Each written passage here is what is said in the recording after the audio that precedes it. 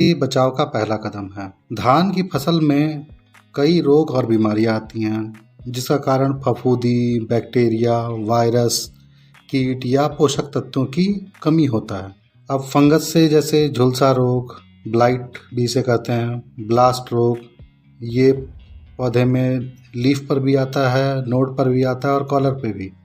उसके बाद भूरा चित्ता रोग, ब्राउन स्पॉट भी इसे कहते हैं, शीत ब्लाइट और हल्दिया रोग मतलब फॉल्स मट।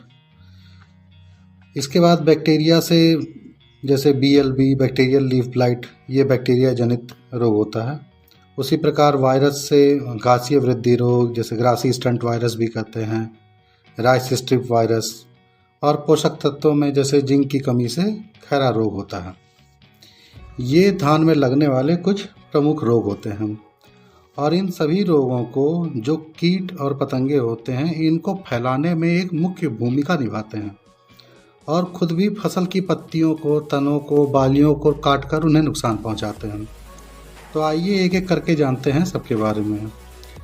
दोस्तों, इस वीडियो में मैं संपूर्ण जानकारी देने की कोशिश करूंगा, तो हो सकता है ये वीडियो थोड़ा सा लंबा हो जाए, लेकिन ये वादा है कि अगर आपने पूरा वीडियो देख लिया तो दूसरा कोई वीडियो आपको देखने की ज़रूरत नहीं पड़ेगी। पहले जानते हैं जो फफूंदी जनक रोग होते हैं उनके बारे में। सबसे पहले ब्लास्ट रोग। ये रोग पौधे में नर्सरी से शुरू होकर दाना भरने तक कभी भी आ सकता है। ये हवा, पानी, मिट्टी सबसे फैलता है। ये इतनी जल्दी फैलता है जिसका कोई हिसाब नहीं लगाया सकता। कहते हैं ये दिन दुगनी और रात चौगुनी रफ्तार से बढ़ता है। इस रोग में फसल को ख़त्म करने की क्षमता हर स्टेज पर रहती है। जिस स्टेज पे भी ये रोग अगर लग गया तो उस स्टेज पे भी अगर नहीं ध्यान दिया गया तो ये फसल को उसी स्टेज पे ख़त्म कर सकता है। अब देखिए, ये पौधे में जहाँ लगता है उसी नाम से, अलग अलग नाम से ये जाना जाता है। जैसे पत्तियों में लगता है तो इसे लीफ ब्लास्ट कहते हैं। इसमें पत्तियों में नाव के आकार के धब्बे हो जाते हैं जो बीच में सफ़ेद होते हैं और किनारे पे भूरे भूरे हल्के दिखते हैं। अगर यही बीमारी आपकी कल्लों पे लगती है, उनकी गांठों पे, तो इसे नोड ब्लास्ट कहते हैं। और अगर बाली की गर्दन पर लगती है तो नेक ब्लास्ट या कॉलर ब्लास्ट भी इसे कहते हैं। मुझे पर्सनली सबसे खतरनाक बीमारी धान में यही लगती है। लोग कई बार ब्राउन स्पॉट जो भूरा चित्ता रोग होता है उसको ब्लास्ट समझने की भी गलती कर देते हैं। देखिए, ध्यान रखिएगा हमेशा, भूरा चित्ता रोग जो होता है उसमें जो उसके धब्बे होते हैं वो गोल होते हैं और इसके धब्बे जो होते हैं वो लंबे आकार के होते हैं। जैसे साउथ इंडिया में नावें बनती हैं, लंबी लंबी बोट रेस होती है वहाँ पे, उसी प्रकार का इसमें धब्बे होते हैं, लंबे होते हैं। तो अगर लंबा धब्बा है, भूरा भूरा कलर का, बीच में सफ़ेद है, तो आप समझ जाइए कि भाई ब्लास्ट लग गया है, सावधान होने की ज़रूरत है। इसकी रोकथाम के लिए आपको देखिए कुछ तो आपको सावधानियां बरतनी पड़ेंगी और कुछ इलाज करने पड़ेंगे, क्योंकि ये बहुत ही खतरनाक रोग है। इसमें जो भी दवा आप दीजिए उसमें सिलिकन बेस स्प्रेडर मिलाइए। देखिए, सिलिकन की से ये रोग जो है कम होता है, रोकने में मदद करता है इसको सिलिकन। अगर जैविक मात्रा में भी आप सिलिकन देना चाहें तो धान की जो भूसी होती है उसे आप बढ़िया से रात में जला दीजिए, सुबह तक में वो पूरा जल जाएगा। उसके बाद उसको छान कर और पानी में मिलाकर 24 घंटे रख दीजिए। फिर वो पानी छान लीजिए, उसमें सिलिकन की काफ़ी मात्रा आ जाएगी, वो आप अपने पौधे पे स्प्रे कर सकते हैं, डायरेक्ट भी स्प्रे कर सकते हैं। अब केमिकल स्प्रे में इसमें ट्राईसाइक्लाजोल 75% WP, ये 160 ग्राम प्रति एकड़ इस्तेमाल किया जाता है। आइसोप्रोथियोलेन 40% EC, ये 400 ml प्रति एकड़ भी इस्तेमाल किया जाता है। कसूगा माइसिन भी इसमें 3% SL जो होता है 400 ml, आप इसको ले सकते हैं पर एकड़ में, जो इसका डोज बताया गया है। ये कंट्रोल हो जाता है काफ़ी हद तक। दूसरा है आपका झुलसा रोग। ये काफ़ी कॉमन रोग है जो सभी लोग जानते हैं। ये केवल धान में ही नहीं लगता है, कपास में, आलू में, टमाटर में, बैगन में, मिर्च में, बहुत सारी फसलों में लगता है। जल्दी आ जाता है फसल में तो अर्ली ब्लाइट कहते हैं इसे, लेट आता है फसल में तो लेट ब्लाइट कहते हैं हम। इस रोग में देखिए पौधे की जो पत्ती होती है गांठों और तनों पर ये बेसिकली दिखता है। इसमें हल्के बैगनी आकार के छोटे छोटे धब्बे बनते हैं, जैसा आपको फोटो में दिख रहा है। पहले पत्ते के किनारे वाला हिस्सा हल्का नीला होता है और फिर बाद में ये मटमैले रंग का हो जाता है। तो इसको जनरली लोग पहले से आता आ रहा है, ये झुलसा रोग काफ़ी प्रसिद्ध है, लोग जानते हैं। इसमें आप कार्बेंडाजिम 50% WP यूज़ कर सकते हैं। टेबुकोनाजोल 25.9% आता है, ये 250 ml आप प्रति एकड़ यूज़ कर सकते हैं। या UPL कंपनी का साफ फंजीसाइड आता है, उसको भी आप यूज़ कर सकते हैं। अप्रॉक्सीमेटली 400 से 500 ग्राम प्रति एकड़। तो इन चीज़ों के स्प्रे से ये कंट्रोल हो जाता है। अब ये रोग जो होता है ये ब्लास्ट की तरह ही खतरनाक होता है, लेकिन फैलने में थोड़ा समय लेता है, इसलिए इसको कंट्रोल करना थोड़ा आसान होता है। तीसरा है भूरा चित्ता रोग या ब्राउन स्पॉट। यह भी पूरे फसल अवधि में कभी भी लग सकता है।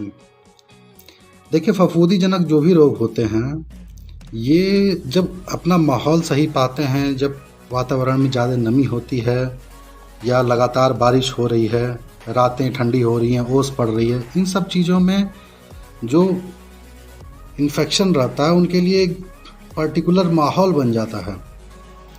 तो वो माहौल इतना अच्छा रहता है कि उनका ग्रोथ बहुत अच्छा होता है। तो ये जितने भी फफूंदीजनक रोग होते हैं इनको बढ़िया माहौल मिलता है, तभी इनका प्रकोप देखने को मिलता है। अब इसमें ये भूरा चित्ता रोग देखिए फसल में 10% से 60% तक आपका पैदावार कम करने का क्षमता रखता है। इसमें पत्तियों पर भूरे भूरे रंग के छोटे छोटे छींटे पड़ जाते हैं। इसको दूर से ही देख के पहचाना जा सकता है कि भाई ये भूरा चित्ता रोग है। बंगाल में जो प्रसिद्ध अकाल पड़ा था, जिसे बंगाल फामाइन के नाम से जानते हैं, वो इसी के कारण लगा था। और सबसे मज़ेदार बात यह है कि अगर एक बार पौधे में भूरा चित्ता रोग लग गया और उसके बीजों को आपने अगले साल इस्तेमाल किया तो अगले साल भी ये रोग आ सकता है आपके खेत में। इसके लिए बचाव के लिए आपको सीड ट्रीटमेंट, जो भी आप सीड ले रहे हैं उसमें सीड ट्रीटमेंट कर लेना चाहिए। इसमें कार्बेंडाजिम 400 ग्राम प्रति एकड़ या मैंकोजेब 1 kg पर एकड़ से आप कर सकते हैं। सीड ट्रीटमेंट में आप प्रोपिकोनाजोल भी ले सकते हैं, एजॉक्सिस्ट्रोबिन भी ले सकते हैं, थीरम, कैप्टन, कई दवाएं आती हैं फंजीसाइड जो आप यूज़ कर सकते हैं। चौथा है आपका जो बैक्टीरियल लीफ ब्लाइट, BLB भी इसे कहते हैं, जीवाणु जनित झुलसा रोग हिंदी में। ये रोग जनरली आपको रोपाई से 25 से 30 दिन के दौरान देखने को मिलता है। इसमें पत्ती के पहले हल्के में किनारे में पीला हो जाता है और धीरे धीरे फिर पूरा पौधा झुलस जाता है। पौधों में अगर आप उंगली से दबाएंगे तो गाढ़े पीले जैसा पस होता है, उसी टाइप का एक पदार्थ निकलता है। इसको देखने का एक और तरीका होता है कि आप भाई इसकी जो इन्फेक्टेड पत्ती आपको लग रही है उसको लाइए, साफ ग्लास में, जो शीशे का ग्लास होता है उसमें काट कर कैंची के माध्यम से आप उसको पानी में रख दीजिए। रात भर आप रखेंगे तो वो पानी जो है दूधिया रंग का हो जाता है सुबह, तो आपको पता चल जाता है कि ये BLB है, बैक्टीरियल लीफ ब्लाइट। इसमें देखिए स्ट्रेप्टोसाइक्लिन बहुत अच्छा काम करता है। कॉपर ऑक्सीक्लोराइड जो होता है, कॉपर से रिलेटेड जो भी आपको जैसे कोसाइड आता है वो भी अच्छा काम करता है इस पर। तो इसमें क्या करना चाहिए, आपको 1 एकड़ में 18 ग्राम स्ट्रेप्टोसाइक्लिन और 300 ग्राम कॉपर ऑक्सीक्लोराइड आप मिला के इसको दे दीजिए। ये आपका अच्छे से कंट्रोल हो जाएगा। कि कॉपर वाला जो भी आप फंजीसाइड दीजिए हमेशा उसको बाली निकलने से पहले इस्तेमाल कर लीजिए। बाली निकलने के बाद अगर आप कॉपर वाले फंजीसाइड इस्तेमाल करते हैं तो उससे दाग और धब्बे पड़ सकते हैं। पांचवा है आपका खैरा रोग। ये देखिए पत्ते हल्के हल्के पीले रंग के हो जाते हैं, फिर धीरे धीरे गाढ़े कत्थई रंग के होते हैं। ऊपर से शुरू होता है, नीचे की तरफ बढ़ता चला आता है। ये बेसिकली जिंक की कमी से होता है। तो इसको रोकने के लिए अगर आप जो पहला टॉप ड्रेसिंग यूरिया का देते हैं उसमें आप चाहें तो साथ में 5 kg पर एकड़ के हिसाब से जिंक मिला दीजिए, या अगर नहीं मिलाया है आपने जिंक तो 2 ग्राम पर लीटर के हिसाब से आप जिंक 33% जो आता है जिंक सल्फेट, आप जिंक सल्फेट मोनोहाइड्रेट, उसको आप इस्तेमाल कर सकते हैं। इसका कंट्रोल आराम से हो जाता है। छठा है आपका शीत ब्लाइट। ये रोग भी बहुत तेज़ी से फैलता है और हवा, मिट्टी, पानी, बीज सबसे फैलता है। इसको कह सकते हैं कि ब्लास्ट के बाद दूसरा सबसे खतरनाक रोग धान में यही होता है। इसमें तनों के ऊपर चितकबरे, छोटे छोटे, बड़े बड़े, अलग अलग साइज के धब्बे बन जाते हैं। धब्बे में सफ़ेद कलर बीच में या हल्का स्लेटी कलर होता है और किनारों में भूरा भूरा रंग का होता है और कुछ बैगनी बैगनी भी होता है। मतलब ऐसा लगता है कि जैसे सांप ने अपनी केचुल छोड़ी हो, तो केचुल के ऊपर जैसे ऊपर डिज़ाइन बने रहते हैं, उसी तरह पौधे के तनों के ऊपर इसमें केचुल जैसा डिज़ाइन बन जाता है। ये रोग जो होता है वो पूरा पौधा ख़त्म कर सकता है और ये आपको देखने को जनरली जहाँ आपके खेत में नीचे पानी की जो सतह है, जहाँ पानी भरा है, उसी के जस्ट ऊपर शुरू होता है और धीरे धीरे सारे कल्लों में फैल जाता है और ये पैदावार को आपके ज़ीरो कर सकता है, ख़त्म कर सकता है, बिल्कुल ही bye bye, tata, goodbye, गया, ख़त्म। इसको कंट्रोल करने के लिए देखिए, आपको प्रोपिकोनाजोल 25% टीसी 300 ml आपका पर एकड़ यूज़ कर सकते हैं, या हेक्साकोनाजोल 5% टीसी, या आप एक आता है कि सिजेंटा का एम स्टार, ये काफ़ी लोग इसको रेकमेंड भी करते हैं, यूनिवर्सिटीज़ भी इसको रेकमेंड करती हैं। 200 ml पर एकड़ आप इसको यूज़ कर लीजिएगा इसमें, या फिर आप चाहें तो नेटिवो 150 ग्राम पर एकड़ यूज़ कर सकते हैं, उससे वो भी काफ़ी अच्छा रिजल्ट देखने को मिलता है नेटिवो का भी। लेकिन नेटिवो वगैरह काफ़ी ब्रॉड स्पेक्ट्रम के फंजीसाइड होते हैं। ये दोनों दवाएं एम स्टार और आपका ये नेटिवो, ये देखिए ब्लास्ट पे भी काम कर जाता है, फॉल स्मट पे भी काम कर जाता है, जो आपका झुलसा रोग है उस पर भी थोड़ा काम करता है। तो ये सब ब्रॉड स्पेक्ट्रम के होते हैं। स्टेप्टोसाइक्लिन है, ये कुछ दवाएं हैं जो आपको खेत में यूज़ करनी चाहिए, जो काफ़ी ब्रॉड स्पेक्ट्रम फंजीसाइड होते हैं, जो कई रोगों को आने नहीं देते हैं, अगर कोई आया है तो उसको कंट्रोल करते हैं। सातवां है हल्दिया रोग। ये रोग पौधे में दाने भरने के समय आता है और इसका पहचान बहुत ही आसान होता है। आपको खेत में चलना है, अगर आपके कपड़े में हल्के पीले रंग का पाउडर लग जाता है तो समझ जाइए ये रोग आ गया। इसमें बालियों पे गांठें बन जाती हैं और शुरू में ये गांठें पीले रंग की होती है, बाद में काले कलर की हो जाती है। इससे पैदावार की क्वालिटी और वजन को बहुत नुकसान होता है। इस रोग वाले दानों का बाजार में बिल्कुल ही खराब भाव मिलता है, मतलब बहुत मुश्किल से बिकता है एक तरीके से कहा जाए तो। इसके रोकथाम के लिए देखिए, फ्लावरिंग स्टेज अगर हो गई है उसके बाद अगर आप देख रहे हैं इसको, प्रोपिकोनाजोल 1 ml पर लीटर, या अगर आपने टिलरिंग स्टेज पे देखिए इसको, कल्ले बढ़ते समय अगर भी आपके लग गए हैं खेत में, देखिए इसको कभी भी जब इसका उचित तापमान, उचित मौसम, इसको माहौल मिलेगा, ये लग सकता है, कभी भी लग सकता है। तो इसमें कल्ले जब बड़े होते रहते हैं बूटिंग स्टेज पे, या कल्ले जब बड़े हों उन स्टेजों पे भी ये रोग लग सकता है। तो अगर उन स्टेजों पे जहाँ पे बालियाँ नहीं निकली हैं, उन स्टेजों पे अगर ये रोग लगता है तो आप कॉपर ऑक्सीक्लोराइड या कोसाइड जो फंजीसाइड, इन दोनों चीज़ों का इस्तेमाल 300 ग्राम पर एकड़ कर सकते हैं। शुरुआत में कार्बेंडाजिम से भी थोड़ा बहुत इसमें बचाव देखने को मिलता था, लेकिन कार्बेंडाजिम का इतना प्रयोग होने के बाद इस समय हल्दिया रोग पे उसका कुछ खास असर देखने को नहीं मिलता है। इसके अलावा वायरस जनित भी कुछ बीमारियां आती हैं, जैसे ग्रासी स्टंट वायरस। इसमें पौधे में टिलरिंग खूब होती है, मतलब कल्ले बहुत निकलते हैं, लेकिन पूरे पौधे में एक बौनापन आ जाता है। आपने अभी न्यूज़ में देखा भी होगा कि बौनेपन की समस्या इस बार धान की फसल में जनरली देखने को मिल रही है। उसका एक कारण ये भी होता है, ये पौधे को पूरा घासनुमा कर देता है और कीटों के कारण ये ज़्यादातर फैलता है, जैसे भूरा हुआ, तेला, माहू या आपका ग्रासहॉपर जो है। इसको रोकने के लिए आपको कोई भी सिस्टमिक कीटनाशक जो है उसका उपयोग करना होता है। इसके अलावा और भी वायरस जनित रोग होते हैं, जैसे rice stripe virus, yellow mottle virus. देखिए, मुद्दे की बात यह है कि सभी वायरस जनित रोग जो होते हैं उनको फैलाने में मुख्य जो योगदान होता है वो कीट का होता है। जो फफूंदी जनक बीमारियां होती हैं उन्हें फैलाने में कीट, हवा, मिट्टी, पानी, जलवायु और इन सब चीज़ों का मुख्य योगदान होता है। अगर मौसम में नमी बनी हुई है, रातें ठंडी हो रही हैं, ओस गिर रही है, खेत में पानी भरा रहता है, तो फफूंदी वाले रोग फसल पर लगना स्टार्ट हो सकते हैं। अब आप सोच रहे होंगे कि धान की फसल में इतने सारे रोग आते हैं, तो कहीं बीमारी मैं गलत ना पहचान लूँ, कोई गलत दवा ना डाल दूँ, कौन सी दवा कब डालूँ। इसके लिए मैं आपको एक ऐसा तरीका बताऊंगा कि आपको देखना ही नहीं है कि क्या हुआ है क्या नहीं। अगर आपने एक शेड्यूल फॉलो कर लिया तो आपका लगभग सब कंट्रोल हो जाएगा। दोस्तों, दवा से पहले आप मेरा जैसे धान में जो पीलापन है और खाद और पोषक तत्वों पर जो एक वीडियो मैंने बनाया उसको देख लीजिएगा।